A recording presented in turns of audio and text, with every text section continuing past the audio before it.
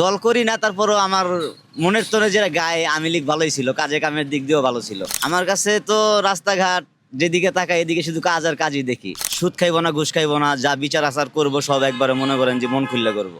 এই সুদখোর ঘুষখোর যেমনি যে হাত দিয়ে টাকা পয়সা নিবে আমি মনে করবো যে হাতটা ভেঙে দেওয়াই দরকার। তো এবার নির্বাচনে যেমন আওয়ামী লীগ একটা বড় দল ছিল, তো আওয়ামী লীগকে যে বাদ দিয়ে নির্বাচন হচ্ছে, এই ব্যাপারে আপনার মতামতটা কি? আমার দৃষ্টি দিয়ে এটা তো ঠিক না। আমি দল করি না, তারপরও আমার মনের তোরে যেটা গায়ে আওয়ামী লীগ ভালোই ছিল, কাজে কামের দিক দিয়েও ভালো ছিল। যে সরকার আসবে সে কি করবে না করবে এটা তো সবাই জানেই মোটামুটি। এটা তো মনে করেন যে ব্যক্তির চেয়ে দল বড়, আবার দলের চেয়ে রাষ্ট্র।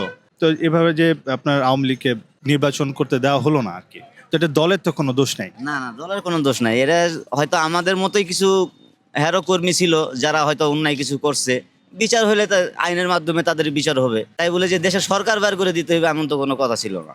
আগে সরকারের কোন কোন উন্নয়নগুলো আপনার কাছে চোখে পড়ে? আমার কাছে তো রাস্তাঘাট যেদিকে তাকাই এদিকে শুধু কাজ আর কাজই দেখি। উনি কি করছে না করছে, কত টাকা খাইছে না খাইছে এটা আমার দেখার বিষয় নাই। আমরা হয়তো খাবার কিনে 2-4 টাকা হেরে দিছি, কিন্তু এই বিষয় লইয়া এত কাজ করছে এই দৃষ্টি দিয়ে সে অনেক অনেক বেটার ছিল। সামনে নির্বাচিত সরকারের কাছে আপনাদের কি চাওয়ার আছে? আমরা চাওয়ার আছে যে আমরা সুন্দর মতো যে চলাফেরা করতে পারি। আগে যেমন বাধা সৃষ্টি হইতো এখন তো ওইরকম নাই। আমরা চিন্তা করবো যে এখন যেমনি চলাফেরা করতেছি এমনি যে চলাফেরা করতে পারি। সামনে সরকারের কাছে আমাদের এটা চাওয়া।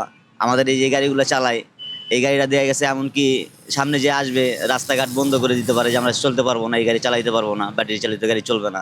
এরকম কিছু হইলে তো আমাদের লোকের সমস্যা। আমরা তো অনেক টাকা ঋণ করে এই গাড়িগুলো কিনছি, তা আমরা চালাইতে না পারলে আমাদের অনেক বিপদ হয়ে যাবো।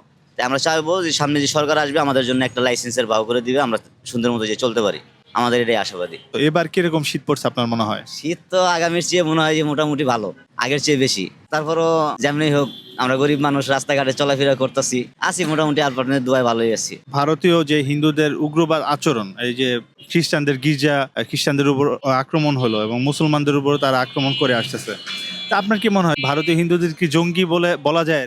আমাদের পার্শ্ববর্তী এলাকার মানুষ, আমাদের তো তারা মোটামুটি অনেক সময় দেখছি যে মানে অনেক হেল্পও করছে, কিন্তু তাদের মাঝে যে এরকম কিছু থাকবে তাও না। হয়তো অন্য কোনো উস্কানিমূলক কর্মকাণ্ডও হতে পারে এইসব জিনিস। আমরা যদি এটা ভেবে নিই যে তারা এই কাজ করছে তাহলে তো আমরা মানে হয়ে যাব, তাদের মতোই হয়ে যাব। তা আমরা এরকম মনে করিনি। তারপরে চিন্তা করবো যে আগামী সরকার যদি মনে হয় জামাত হইলে মনে হয় সবচেয়ে বেস্ট হইব আমার কাছে। মুস্তাফিজুর রহমানকে চিনেন, ক্রিকেটার? আচ্ছা, ওনাকে যে আইপিএল থেকে নেওয়ার ব্যাপার বাদ দেওয়া হলো, এটা কি রাজনৈতিক প্রভাবটা ক্রিকেটের সাথে? ক্রিকেট তো একটা জেন্টেলম্যান গেম। এটা তো রাজনীতির ভিতরে নেওয়া ঠিক হয় না। উনি আমাদের মতো একজন সাধারণ মানুষ, ওনাকে রাজনীতিতে নেওয়া হয়েছে ওনার জনপ্রিয়তার জন্য।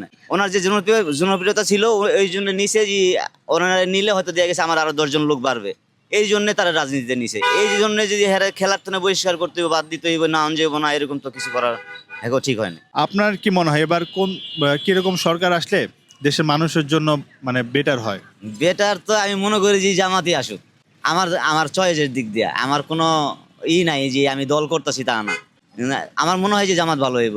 ওই ইমানদার লোকজন সব সুদ খাইবো না, ঘুষ খাইবো না, যা বিচার আচার করবো সব একবারে মনে করেন যে মন খুললে করবো। এটা আমার দিক দিয়ে খুব ভালো হইব। দুর্নীতিবাজ, যারা দুর্নীতিবাজ আছে তাদের জন্য কি শাস্তি দেওয়া যেতে পারে? ইসলামিক যেটা আইন, ইসলামিক আইনে এই সুদখোর ঘুষখোর যেমনি যে হাত দিয়ে টাকা পয়সা নিবে আমি মনে করবো যে হাতটা ভেঙে দেওয়াই দরকার।